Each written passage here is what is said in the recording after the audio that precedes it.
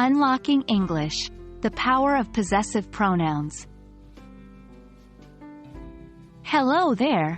Welcome back to our video series, Unlocking English. Today we're going to dive into an essential part of English grammar, possessive pronouns. These are the words that help us show ownership or belonging in a sentence, and mastering them will bring your English to a whole new level. Before we dive into the list, let's quickly understand what possessive pronouns are. Possessive pronouns are used to replace the noun, the object, person, or place, that is owned.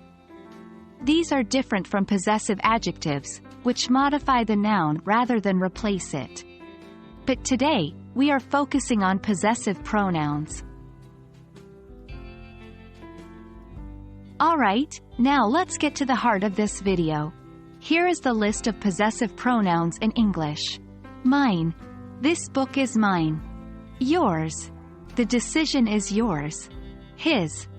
This hat is his. Hers. The house is hers. Its. The dog has its bone, but this bone is its. Ours. This is our house. It is ours. Yours. This is your car. It is yours. This is used for both singular and plural. Theirs. This is their garden. It is theirs. Each of these words can be used to replace a noun and show that it belongs to someone. Now that we know the list, let's see them in action. Possessive pronouns are incredibly versatile and can be used in all sorts of sentences. For example, if we're talking about a car that belongs to us, instead of saying, "This is our car," we can say, "This is ours." This not only sounds smoother, but it also eliminates the repetition of the word, car. It's important to remember that possessive pronouns always agree with the noun they are replacing, not the possessor. So, even if a group of people owns a single thing, we would use the singular possessive pronoun. For example, the book belongs to the students. It is theirs. That's it for today's lesson.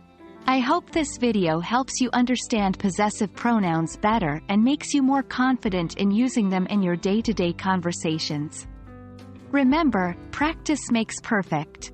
So, don't hesitate to use them when speaking or writing English. Thank you for watching, and I'll see you in our next English learning adventure.